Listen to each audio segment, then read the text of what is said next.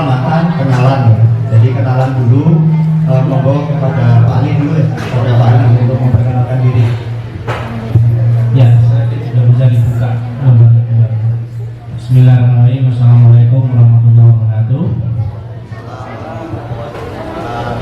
Selamat sore. Bismillahirrahmanirrahim. Alhamdulillahirobbilalamin. Rabbil Islam Dina, Rabbil Muhammadin Nabiyya, Rabbil Sabri. Tadi sama Pak Angga sudah dikenalkan dari sebut-sebut. Nama saya Ali Mahmud. Ini kebetulan untuk sebagai di sini ngajar di peternakan, Fakultas Pertanian Peternakan Universitas Muhammadiyah Malang. Dan juga diamani di sini saya sebagai Kaprodi di Bisnis Universitas. Kegiatan setiap hari saya sama dengan Mas Firman. Jadi juga diamanai di kepala lab kandang, di mana di situ saya banyak berkecimpung memelihara ternak domba, kambing, dan sapi. Bahkan biasanya di lab kita itu ada namanya edupak kalau di media sosial ya. Itu untuk anak-anak TK, SD, bahkan sampai SMA itu untuk edukasi karena beberapa banyak lokasi ya terpadu. Jadi mulai dari peternakan, ada perikanan, ada pertanian, perkebunan, anggrek, ada nata koko, dan ada jamur. Itu. Bahkan ada tempat membuat roti UMM di situ juga. Untuk kegiatan saya di rumah juga sama. Saya peternak sapi, juga peternak domba. Jadi karena sudah termasuk hobi sehati, kerjaannya juga sama. Jadi hobinya adalah beternak sapi dan beternak domba. Jadi di rumah sudah ada domba dan sapi yang memang biasanya pada saat Idul Kurban ini lagi asik-asiknya memelihara. Mungkin sekarang lagi asik-asiknya mungkin karena simpasium dan segala macamnya. Ini kalau kemarin di manusia adalah pandemi, kalau di tempat peternakan sekarang adalah PMK. Yeah. Saya juga dari Divisioner Sekjennya DPDHB DKI yang ngurusin domba kambing waktu itu di Jawa Timur. Jadi kalau basic di saya dan juga di anggota Perpami ini Perhimpunan Peternak Muda Indonesia, ini khusus di peternak saya ternak rata-rata.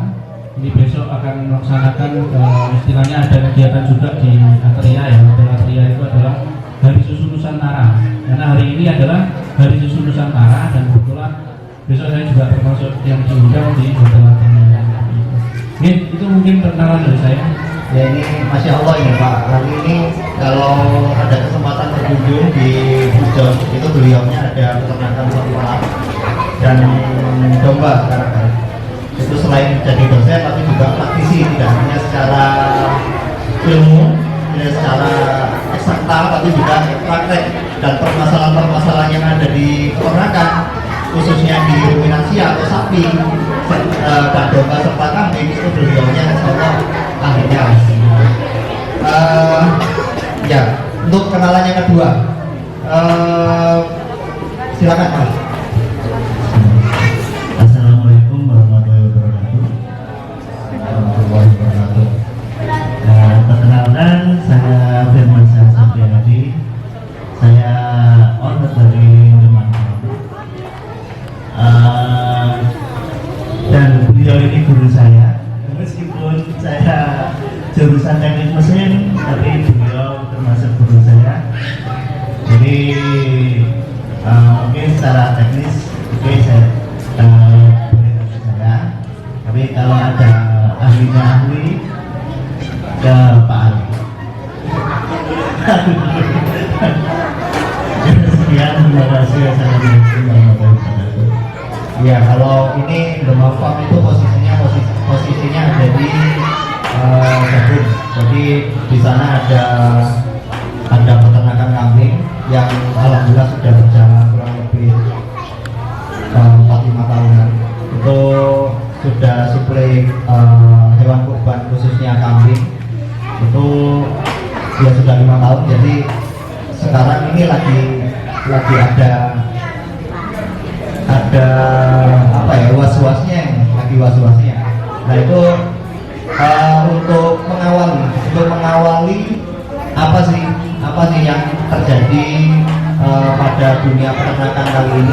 sehingga kita nanti ketika Idul Adha kita tidak lagi bingung apa sih penyakit PMK itu, penyakit mulut dan kuku itu apa sih, dari mana sih datangnya, dan seperti apa itu membahayakan manusia nggak sih, kayak COVID, nular nggak sih.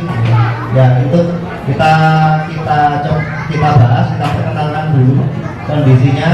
Kami persilakan kepada Pak Ari untuk memberikan sedikit. Ini sedikit cerita. Saya tidak cerita terkait nanti masalah yang berhubungan dengan saya dan agama ya. Jadi di sini saya ngomong saya murninya. Nanti ada yang lebih lebih ini untuk dari bikinnya Pak ya. Jadi di sini memang kita siapkan bahwa itu nanti Bapak Ibu dan adik-adik kalau mau bertanya mungkin was-was ya. Apa sih PMK itu? Terus apa sih? Apakah boleh berkorban dan segala macam? Bagaimana kondisi sekarang kalau misalkan kita mau berkorban akikah dan segala macamnya?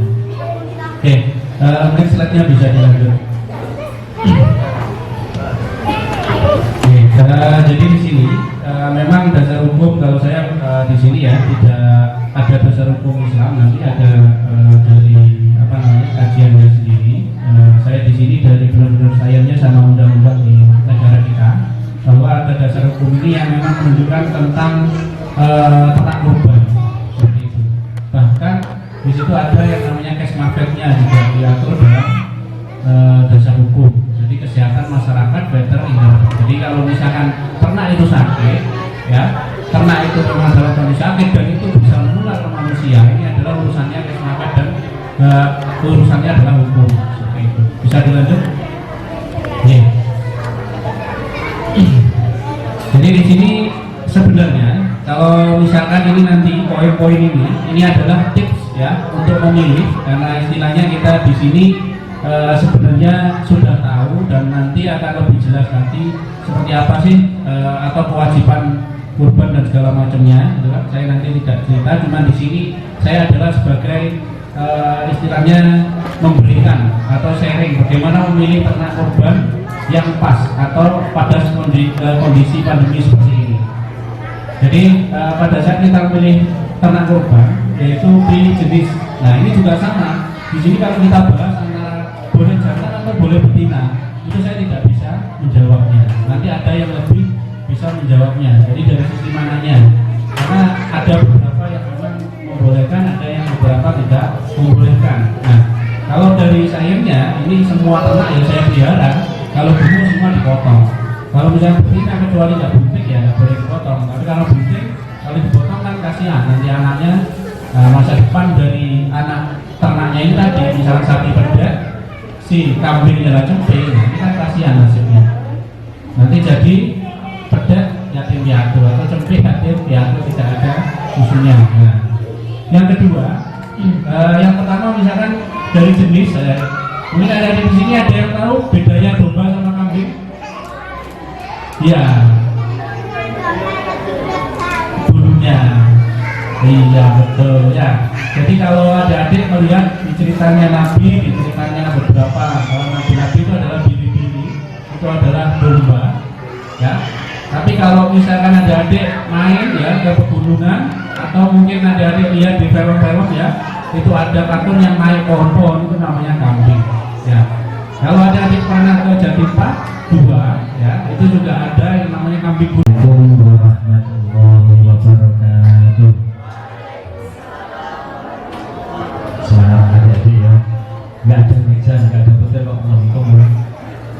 Kalah dengan kerupuk ini. Bismillah, alhamdulillah, assalatu wassalamu ala rasulillah. Alhamdulillah. Kita tahu ulama khusus yang hadir di sini dan tak lupa kepada Mas Ali juga Mas Satria, juga Mas Angga, tetangga tadi namanya itu persis dengan Mas saya. Angga juga dengan mau hidup. Terima kasih atas waktunya. Alhamdulillah masih diberi luar biasa bisa ketemuan. Sekedar perkenalan saya kira cukup. Saya nama Berarti sering dipanggil dengan B gitu ya. Ada mungkin kalau manggilnya ya Pak B atau Mas B itu aja nama. Kalau saya di sana lebih panggil itu Kang, enak Kang B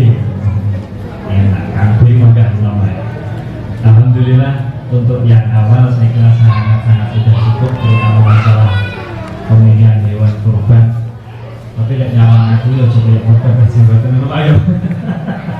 Dan itu tentunya harus yang sehat dan kalau bisa yang normal, tetap normal. Karena nanti kalau tidak normal dan utamanya mengurangi daging yang nanti mengurangi yang dikonsumsi, ini yang membuat tidak sahnya korban. Terus kalaupun dikaitkan dengan apa namanya tadi PKM ya, PMK ya, mulut kebalik PMK. Ini memang kalau penyakit itu sudah mengurangi daging yang dimakan, sudah mengurangi kesehatan tubuh kita, maka tidak sah. Kalau masih ya ringan-ringan saja memang sah. Mengapa begitu? Karena tidak mengurangi kadar daging yang nanti dibagikan atau dimakan. Begitu juga seperti tanda-tanda yang diberikan tadi seperti yang kita kalau itu ringan ditindik kayak dikasih tanda itu sebenarnya masih boleh. Tapi kalau sudah sobek yang mengurangi sampai hilang itu sudah tidak sah. Karena kata Rasulullah nanti memang di hari kiamat ini dia akan datang di akramiha wa as'aliha wa atlahiyah, akan datang dengan tanduknya, dengan rambutnya dan dengan kukunya. Maka korban ini kalau nanti tidak sempurna, ya panjenengan nanti di sana naik onta yang tidak sempurna, naik sapi yang tidak sempurna, begitu. Namun dari semua ini sebenarnya yang paling inti adalah wujud kita korban kepada Allah, karena korban itu pendekatan kita. Kalau dalam KBBI korban itu penderitaan, namun kalau salah syariat korban adalah mendekatkan diri, maka biasanya adalah korban. Berkorban adalah mendekatkan diri kepada Allah Subhanahu Wa Taala. Nah, untuk pendekatan ini kita mewujudkan cinta kita pada Allah dengan menyisihkan sebagian milik kita, diwujudkan dengan korban, yaitu ternak. Kalau dulu di zaman Nabi Ibrahim yang dituntut oleh Allah berkorban anaknya sebagai wujud Allah itu masih nomor satu dicinta. Tapi kan tidak disyariatkan menyembelih anak, mungkin toh diganti dengan kambing juga. Kambing dan domba sudah dijelaskan tadi oleh beliau Mas Ali. Terus hadirin, ini sebenarnya yang umum sekali, yang biasanya sering saya ingatkan ke teman-teman di musola dan masjid. Perlu diingat, panitia itu sebenarnya posisinya wakil. Panitia itu kadang-kadang merasa dia sudah memiliki hewan yang ada di masjid dan di musola. Mau ya? Ini yang sebenarnya bahaya. Mengapa bahaya? Kalau dia sudah merasa memiliki hewan korban itu juga sakarepe, boleh ngedet ini ngarani. Bagaimana? Meskipun dia panitia, meskipun toh dari ketuanya ataupun mungkin pembinanya, itu tidak boleh ngambil sembarangan. Harus dengan tata cara tertentu. Maksudnya begini, ketika sudah dituntut oleh panitia, ya nanti panitia yang bagi. Ketua panitia juga harus ya yang untuk juga harus untuk dibagi. Tidak boleh kok aku tak ngambil rudalnya, saya ngambil ininya, saya tidak boleh. Ini yang kadang-kadang di masyarakat atau mungkin malah banyak kadang yang berlaku ya. Mentang-mentang ibu-ibu itu irisi no, ini sebenarnya tidak boleh. Mengapa? Panitia posisinya adalah wakil, mewakilnya adalah mudhofi atau yang berkorban. Mewakil memasrahkan kepada wakil untuk dikorbankan, dibagikan. Wakil panitia boleh mengambil atas izin mewakil atau mudhofi. Kalau sudah izin, sudah diberi izin, monggo panitianya silakan untuk ambil, jadi boleh. Kalau tidak ada izin seperti itu maka tidak boleh. Saya kira cukup sudah. Mungkin ada pertanyaan, monggo mari dijawab bareng-bareng atau sinau bareng. Iya, Masya Allah tadi sudah disampaikan sedikit gambarannya. Ini ada sedikit pertanyaan mengenai kondisi peternakan kali ini. Kalau kemarin kita masalahnya COVID, kalau sekarang masalahnya di veteriner atau di peternakan itu mulut dan kuku. Sampai-sampai kondisi realnya di peternakan kita di kampung-kampung itu pemilik ternak yang lagi bergejala bergejala itu kan pada gejala tadi kali parah oke. Itu udah langsung diobrol di bawah 10 juta yang awalnya harga ternaknya itu di atas 20 juta sampai 30 juta ke atas. Itu dijual daripada mati jadi bangkai nggak dianu mending dijual. Nah sifat virus ini tadi disampaikan seperti COVID cuma 14 hari sembuh ya sudah sehat. Seperti kita kalau misalkan kena flu atau kena COVID sudah 14 hari sudah sembuh ya sudah. Ya seperti itu ternak itu. Tapi orang-orang di kampung itu ya ketakutannya yang luar biasa sehingga gejala sedikit langsung diobrak dan itu dimanfaatkan oleh para belanja. Nah sekarang saya pertanyaannya dari sini kegiatan semacam itu oh ini kan masih 1,5 bulan ada yang sapi yang besar gemuk tapi ternyata bergejala terus kita beli dan kita sembuhkan, kita treatment, kita kasih jamu, kita obati, kita infus dan sebagainya dan akhirnya sampai sehat walafiat pas sebelum kurban. Itu bagaimana? Maksudnya dari segi fikihnya kita boleh nggak sih secara fikihnya kita berkorban dengan seperti itu? boleh. Yang tidak boleh itu kan nanti ada mungkin orang tertentu membuat sapi itu sakit kemudian dia datang hanya membeli dengan harga yang murah. Ini kan berarti horor, penipuan. Namun kalau seperti kasus ini tadi memang kulitnya sakit kemudian petani itu khawatir ya karena sudah tidak bisa mengoperasi, tidak bisa menangani dijual murah ya kalau dia memang ridho dan itu memang dijual segitu tetap boleh saja, boleh tetap bisa. Dan ketika penyembelihan benar-benar sehat dan benar tidak berpenyakit seperti yang diterangkan oleh Mas Ali tadi. Ya tadi juga dijelaskan oleh Pak Ali kalau pemilih ternak itu harus di tempat yang sudah dipercaya, jangan sampai kita beli ternak nggak tahu posisinya di pinggir jalan, ini awalnya kandangnya di mana itu tadi ya. Jadi ada yang ditaruh di tempat sampah, ada yang berkeliaran di mana-mana di selokan dan lain sebagainya. Itu efek peluang untuk dia menjadi sakit itu besar. Jadi itu tadi Bapak Ibu sudah dibagikan brosur mengenai kandang depan yang itu ada di dapur.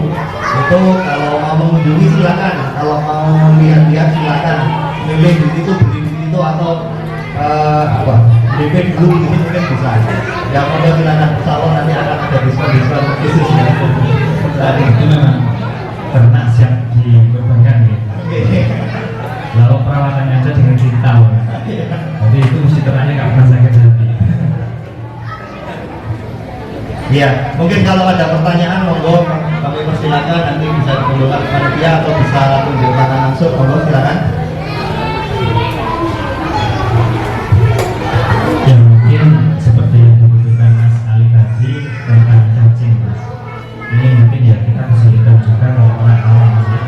Kemudian mungkin kan ya sebenarnya punya perlu mungkin gerakan ya seperti ini di kalangan masjid atau panitia karena saya yakin tidak semua panitia yang membeli sapi, membeli domba, membeli kambing itu ngerti kalau di dalam fikih ketika hewan itu disembelih kemudian ternyata hatinya tidak bisa dimakan secara fikih itu sebenarnya mempunyai keabsahan karena sudah mengurangi jatah yang dimakan, harusnya bisa dimakan dan tidak bisa dimakan. Ya bagaimana solusinya? Ya mungkin kita harus belajar seperti yang dikatakan Mas Ali. Nah, saya kira itu Mas Ali itu dia punya program panggil tua takdir itu belajar bagaimana kemudian sate, bagaimana tandanya berpenyakit penyakit sangat bagus. Ini termasuk ini minta ubi loh Mas. Mungkin termasuk salah satu hal dari 3 hal yang dijanji oleh Rasulullah tidak akan terputus. Ketika mereka mengajarkan itu Jumat, Senin, dan itu akan dipakai terus meskipun meninggal dan itu dipakai terus, dengan tetap asal pahala. Waduh, ini sangat penting. Saya mendukung. Iya.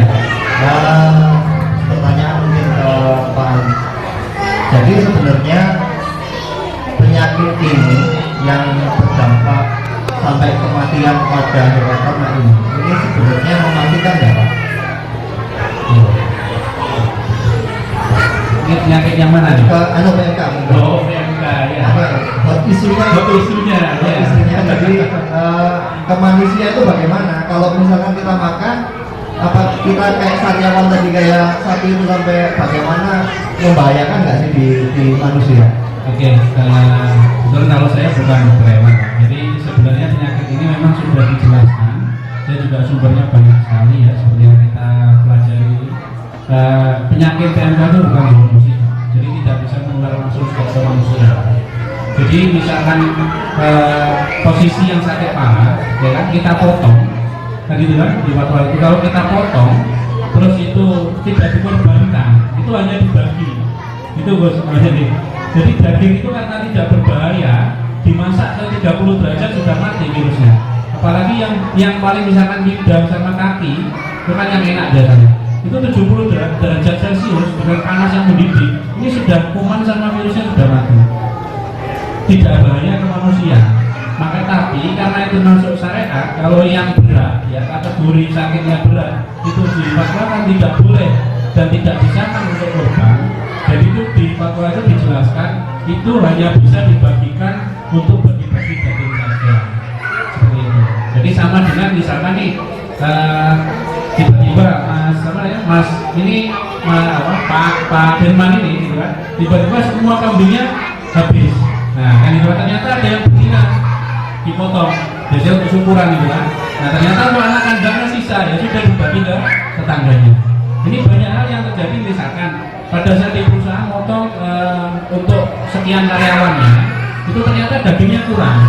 Akhirnya mereka membeli ternak betina pembunuhan yang memang dia sudah tidak bisa berproduksi, tapi ditemukan untuk dipotong diambil dagingnya. Ini juga sudah banyak seperti itu. Hanya untuk menambah jumlah daging, tapi tidak masuk hitungan kurban. Jadi sapi yang sakit tadi ini juga sama, karena tidak zoonosis dan tidak menular ke manusia. Jadi jangan istilahnya kita berpikir sapi yang PMK penyakit mulut dan kuku ini gitu kan, karena ciri khasnya adalah sapi yang dan kukunya melepuh. Nanti kita makan kita jadi selera melepuh, tidak ada kaitannya. Jadi pada saat kita panaskan ke suhu panas saja sudah mati semua. Nah, apalagi kalau misalkan setiap kegiatan nanti pada saat pemotongan idul kurban di masjid, tetap kita terapkan protokol seperti COVID ya kan. Ini akan lebih aman lagi.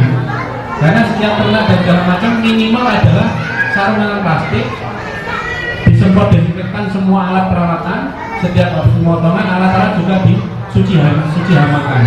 Ini tidak bakal bisa menular ke ternak yang lain.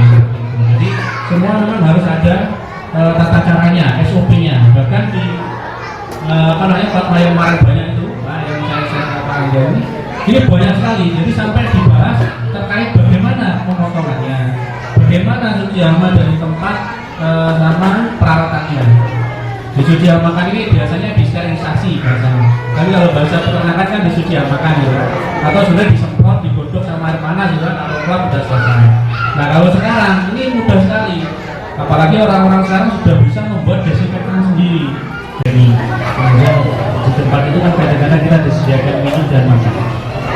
Ya kadang lupa nggak cuci tangan langsung ambil itu berarti. Itu tadi ada SOP-nya. Jadi kenapa kita harus pakai sarung tangan? Yang dikhawatirkan bukan virus dari PMK-nya, tapi bakteri lain, misalnya E. coli-nya atau virus-virus yang lain yang bisa menular dari darah tersebut. Makanya kenapa kita setiap tempat itu ada wastafel, ada sanitizer sekarang kan, harus pakai sarung tangan.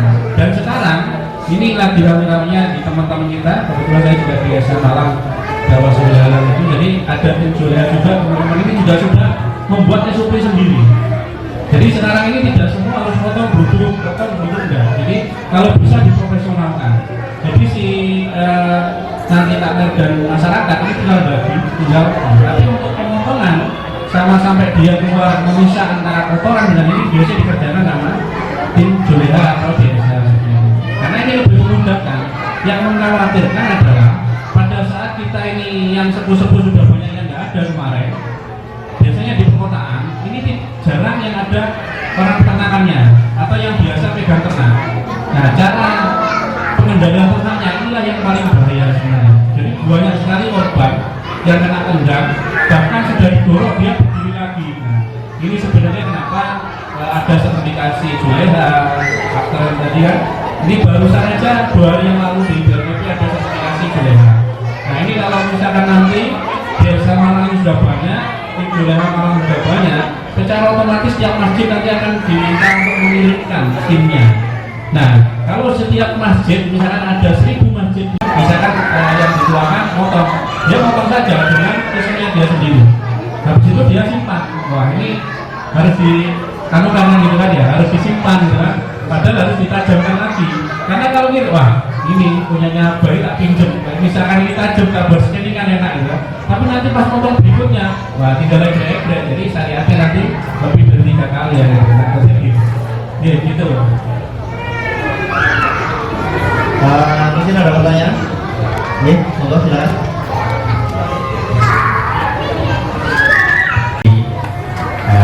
Bahwasanya berkorban tadi kan itu merupakan ibadah Allah. Tahapannya ketika kita sudah berkorban, tadi kan direkomendasikan juga dari Juleha misalnya itu pembelian itu pisau tadi yang terakhir karena akhirnya beda alatnya nggak kabel dipakai untuk skinning, bonding dan lain-lain. Cuman secara syariat sendiri zaman Rasulullah apakah juga ada perbedaan senjata yang dipakai untuk nyembelih dan pemilihan? Itu kan apakah itu hanya kajian dari segi ilmiah saintis, keilmuan yang terkini terkait dengan bau, terkait dengan kuman. Nah, tapi kita kan harus balik lagi kepada regulasi yang awal. Itu yang pertama. Kemudian berikutnya fakta lapang meskipun baik dari komunitas, dari pemerintah, dari ulama sudah membuat SOP. Faktanya di lapangan itu kan penyembelihan tidak hanya dilaksanakan di masjid-masjid yang terkomunikasi, tapi juga individu-individu dari masyarakat yang mungkin lokasinya atau mungkin karena KB dari si orang yang mau berkorban tadi, sehingga dalam pelaksanaan itu kan tentu jauh dari harapan yang dianginkan oleh para pembuat kebijakan. Artinya fakta yang kebetulan kami menyaksikan. Yang pertama tadi bagaimana kita menanggapi ketika ada pengetahuan tentang SOP secara Islam, dulu secara syariat, dulu semua melakukan hal semacam itu atau tidak dengan Jadi pertama tidak ada ketentuan SOP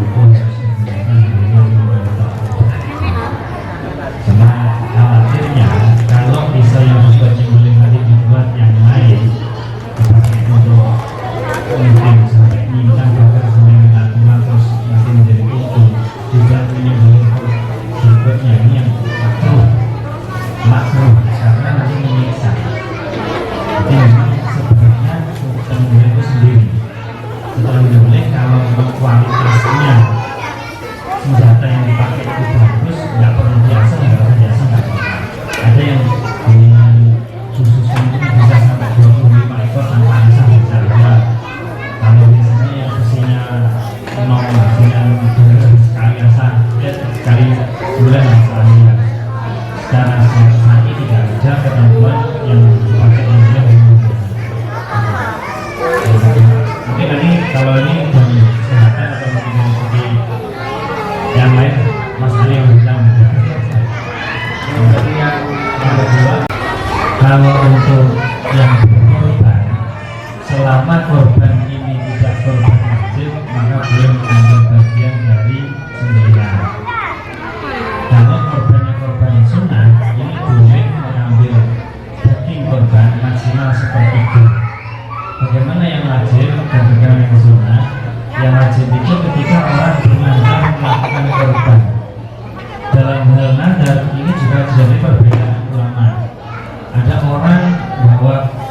Sapi bawa kambing ditanya temennya, sapi apa mas? Sapi tak gawe korban. Sebagai ulama mengatakan ini sudah menjadi nadar, karena sudah mentakin bahwa itu adalah korban. Kemudian siapa yang berangkat Jumat waktu kedua seakan-akan dia korban sapi. Siapa yang berangkat Jumat di waktu ketiga seakan-akan dia berkorban domba atau kambing. Siapa yang berangkat Jumat di waktu keempat seakan-akan dia berkorban ayam. Kalau dia berangkat waktu kelima roda pepet karo khotbah, roda karo korban andok. Nah, ini kata Rasulullah pakai fakaan nama koroba bendotan. Oh berarti lek kan duwe kepingin korban, orang bisa beli kambing, silahkan beli ayam yang korban. Karena sebagian ulama mengatakan korban itu yang penting adalah iraqatul dam, mengalirkan darah. Nah kok pesan seorang itu sudah orang itu. Nanti sudah punya niat untuk berkorban. Mampu ku si ayam jago ya ayam jago. Pokoknya korban itu aku lah. Sebutan.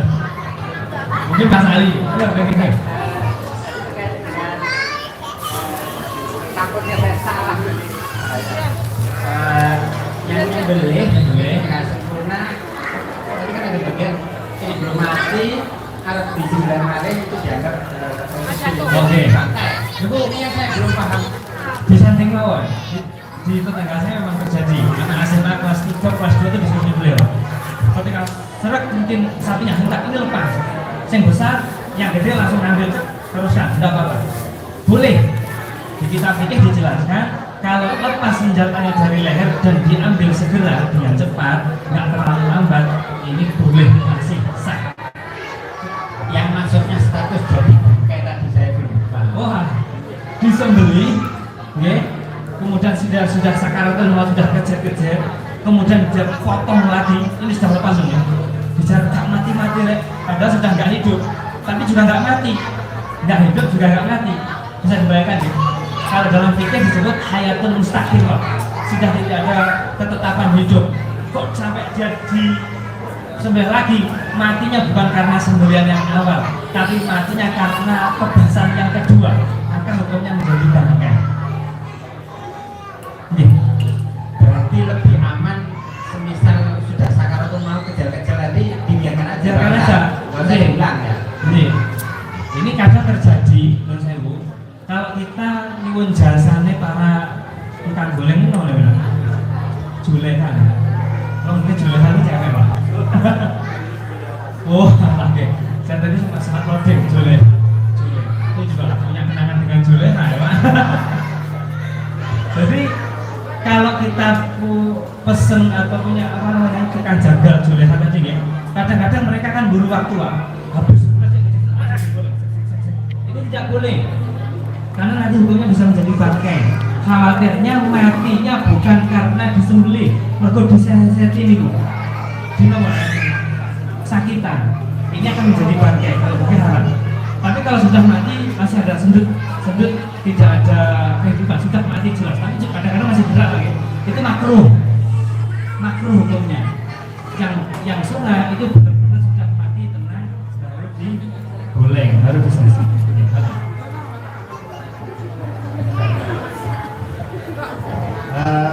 Sedikit dua tambahan. Kalau di bawah kan disampaikan kalau secara harus ada dua saluran yang harus terputus ya. Lagi apa? Kalau di Saluran makan dan salur nafas sama dua nadi dan jen. tadi tiga ada empat. Tiga tapi yang satu jenis dua. Jadi kalau misalkan memotong empat posisi itu sudah putus, dia sambut tinggal nunggu Pak. Gampangnya seperti itu. Jadi ada saluran pemotongan, suka bisa saluran pencernaan, terus kali dua kiri dan kanan itu vena, pembuluh darah itu pun putus, darah sudah mengucur, itu sudah ditinggal saja. Mungkin tambahan dari berarti. Iya Pak, jadi tadi mungkin banyak yang nggak ngerti juleha. Juleha itu karena banyaknya sekarang yang minat itu jurus sembelih halal. Jadi karena kita mencari durasi generasi yang muda itu susah. Terus yang tidak tersertifikasi itu biasanya itu kumpulannya di desa dakwah sederhana. Ini biasanya anak buahnya juga. Jadi kita tuh memang berharap untuk menyebarkan kemana-mana. Jadi misalkan saya mulai di masjid sini Pak. Nanti misalkan di masjid itu ada kajian gini-gini, teman-teman takmir itu yang belum tahu itu diajari. Nah minimal kalau sudah ada perkumpulan seperti itu, nanti misalkan pisau ini gunanya untuk apa sih kok beda? Jadi itu untuk pisau scaling sendiri, ini sendiri ya, untuk pisau ini sendiri, untuk bodinya sendiri, untuk motong-motong tulangnya. Nah harapannya nanti juga tidak murni dari pisau semua, karena di beberapa tempat saya aja sudah pakai circle, sudah nggak pakai pisau. Jadi pisau itu hanya 2 pisau cukup sebenarnya. Jadi pisau sembelih sama pisau scanning. Yang lain itu pakai circle, karena gitu. Jadi sebenarnya sekarang itu kalau kita lihat lagi kemarin di Ngantang, karena dengan banyak pandemi dan segala macam, inovasi kita itu udah banyak. Dan kita ke depan ini kemungkinan besar juga yang motong ternak ini juga akan banyak. Kalau kambing dan domba, bagi saya 1 orang masih bisa, 2 orang lebih dari cukup untuk mengendalikan sama motongnya. Tapi kalau untuk sapi Pak, zaman anak muda sekarang dengan dulu beda. 1 dari otot, 2 dari ketelatenan. Fokusnya mungkin karena HP, karena ada teman saya di sana lihat bahaya, ada calon mertua saya lihat, wah ini kan. Jadi fokus pegang tali ini bisa lepas. Karena kekuatan sapi yang 500 kilo itu berapa ton? Sedangkan kekuatan kita cuma 50 kilo kemarin. Nah ini kalau di tempat-tempat tertentu itu biasanya kalau di Ngantang Pak ya, ini Ngantang kemarin saya lihat itu setiap masjid itu dipinjemin sama yang namanya mesin oil. Jadi sapi itu masuk, dijepit, dia langsung dibalik. Jadi tinggal dorong. Inilah keamanan yang kita harapkan. Karena yang paling bahaya itu adalah pada saat merobohkan, sapi ini mesti stres kalau nggak bisa. Tapi kalau yang tenang, dia roboh, dia akan duduk si kaki belakang dulu, baru dia tidur. Baru pada saat dipotong, dia akan sempurna. Darah yang akan keluar pun semua banyak. Jadi mempengaruhi dari kualitas daging. Nah harapannya alat-alat itu untuk merubah kita. Jadi kalau dulu misalkan kemungkinan besar zaman Rasul kan nggak ada pisau ya. Terus, mungkin kan dari batu atau dari tulang kan gitu. Mungkin bentuknya kita juga nggak tahu seperti apa gitu kan. Nah tapi sekarang ini sudah banyak yang misalkan menggunakan segala macam. Tapi kalau syariat menyembelih ini sampai sekarang lagi tren-trennya selaktor ini mikirin luar negeri. Jadi memang dibutuhkan tadi syariat untuk memotong tadi. Jadi kalau misalkan ini teman-teman ada adik kita atau regenerasi kita mau belajar, jangan belajar pada saat itu kurban. Itu saran dari saya seperti itu. Jadi lebih baik belajar sebelum kurban, karena bisa.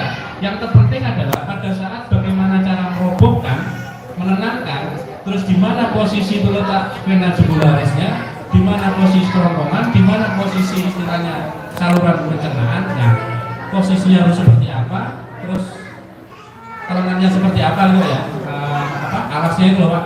Kadang juga gitu, dirobohkan, nah kepentok, akhirnya nggak keputus. Nah, karena tujuan kalau dulu kan harus potong pisang nih, taruh bawahnya. Ini tujuannya apa kalau dikasih bantal? Ini memang ada tujuannya. Karena kalau tidak ada itu tadi, kita terkadang tenaga kita takut dengan lenturnya sih leher. Kalau ini mentok ke bawah. Karena kalau dulu kan diduduk, sekarang mau duduk teras masjid yang gancor kan susah. Nah makanya siapa tahu ini ke depan ya teman-teman nanti yang di takmir masjid atau pemuda kita ini yang mungkin sekarang sudah acuh dengan kegiatan sosial, ini dengan bantuan alat itu tadi adik-adik kita lebih aman. Karena bagi saya sih kalau itu dipakai terus tiap tahun ini nggak mahal. Apalagi kalau misalkan satu desa ada 2 masjid, ini gantian. Alat untuk itu tadi untuk merobohkan saja. Nah untuk memotong akhirnya kita tinggal scanning sama bagi-bagi. Yang lama itu adalah potong tulang sama bagi. Ini kalau kelamaan kumannya semakin banyak. Nah ke depan kalau yang banyaknya adalah muda sama anak kecil yang nanti terima misalkan nih, waduh ini masjid ini sekarang masjid kita udah potong 20 ekor. Berarti kan dapat 20 bungkus. Nggak mungkin dimasak hari itu juga. Kebanyakan ibu-ibu masuk freezer, kan begini. Apalagi dari kecil sih dicuci, waduh salah kaprah kan gitu kan. Jadi kalau itu mau dimasukkan freezer, kalau penanganan sudah hijin ya, penanganan sudah bersih, steril, masuk freezer, dibuka berapa bulan pun lebih aman. daripada misalnya dia di situ kelamaan, kumannya semakin banyak, ya, bakterinya semakin banyak. Apalagi nyampe rumah kok kotor ya, banyak tanahnya, kok banyak ininya. Terus tak uji mas, karena siapa tahu tangannya itu tadi nggak cek apa namanya nggak isu dan segala macam gitu kan. Ibu kadang nggak yakin, masuklah ke air masuk ke freezer, ini salah sudah, salah penanganan jengking. Yang kedua adalah pada saat kita di sini motong sendiri, kenapa sekarang ada beberapa SOP harus dipotong ADRT yang pada saat masa pandemi. Ini untuk mengurangi wabah tadi menyebar kemana-mana. Karena gini misalkan pada saat wabah PMK yang dikhawatirkan dari orang-orang peternakan, dokter hewan dan mungkin negara gitu ya, bangsa ini. Itu yang dikhawatirkan kalau kita motong sembarangan, ini termasuk sudah gejala PMK ringan yang memang sah untuk dikorbankan. Darah daging itu nyebar, misalkan saya dapat. Ya, itu adalah daging dari ternak yang sudah terinfeksi atau suspek ya, tanda-tanda ringan di PMK. Virus sudah masuk ke bawah. Saya di rumah sudah, ya kan? Terus saya lupa, sama dengan Mas Firman, main aja di kandang ngasih makan kambing, amblas kan? Nah, virus sudah masuk semua. Ini sebenarnya kenapa kita harus punya kesepakatan kerjasama antara masyarakat dengan dinas terkait atau dengan takmir. Itu lah.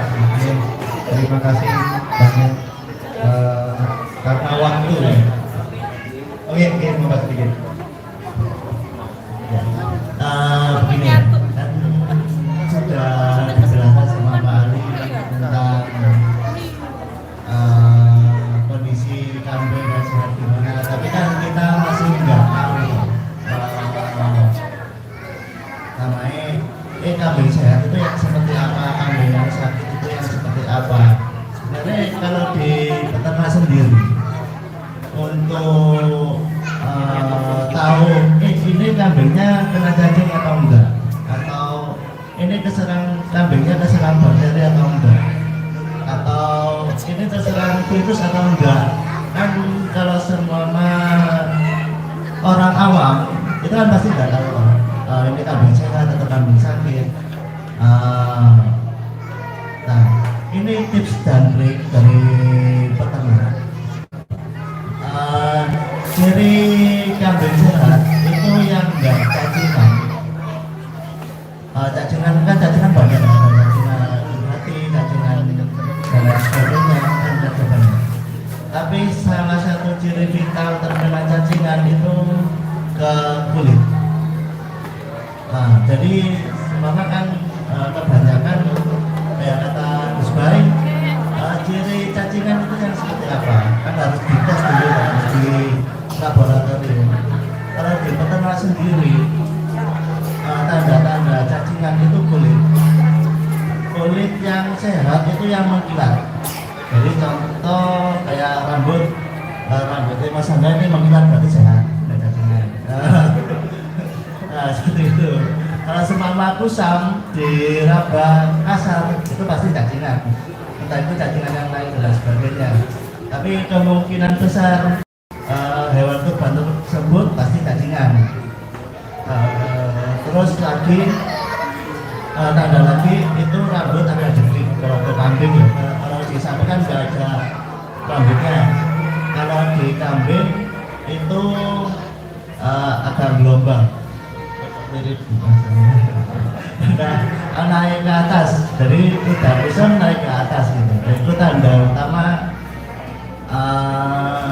kambing itu cacingan.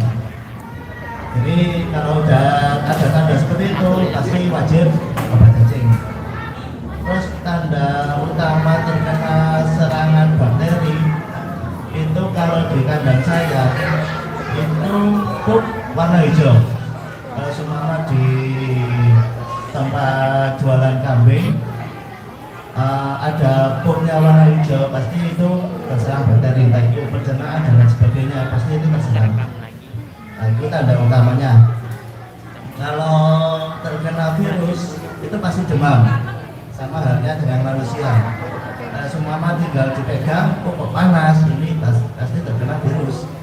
Karena kan kalau nggak salah ya, mungkin ada Mas Tati, itu suhu kambing sekitar 38-40 Pak ya? Ya 38-40, sedangkan kita itu 37 derajat ya, itu sehat. Selama dipegang sangat panas itu pasti kena virus, itu sih tipsnya. Jadi dulu terus dari energi kalau tidak, terus sama suhu tubuh gitu sih. Dan pertama kalau selama kita boleh di selain bermanfaat, jadi boleh di promosi. Ya cukup sekian. Oke, terima kasih banyak untuk semua pemateri dari materi-materi yang kami sampaikan. Karena waktu sebenarnya masih banyak ini ingin ngobrol-ngobrol tentang berbagai isu ini, tentang PMK dan lain sebagainya. Tapi waktu tidak mengizinkan, dan ini anak kecil sudah pada yang tidur, ada yang nangis-nangis, gitu. Mohon maaf yang sebesar-besarnya. Saya ingatkan nanti misalkan mungkin ada pertanyaan atau seperti apa, bisa nanti bertanya di Facebook kami, di situ ada videonya, di situ ada komentar, silakan tanya di situ. Insya Allah nanti kita akan sampaikan langsung ke Pak Ali atau ke Bunda. Nanti jawabannya seperti apa? Secara online kalau sekarang. Baik, terima kasih banyak. Wabillahi taufiq wal hidayah. Wassalamualaikum warahmatullahi wabarakatuh.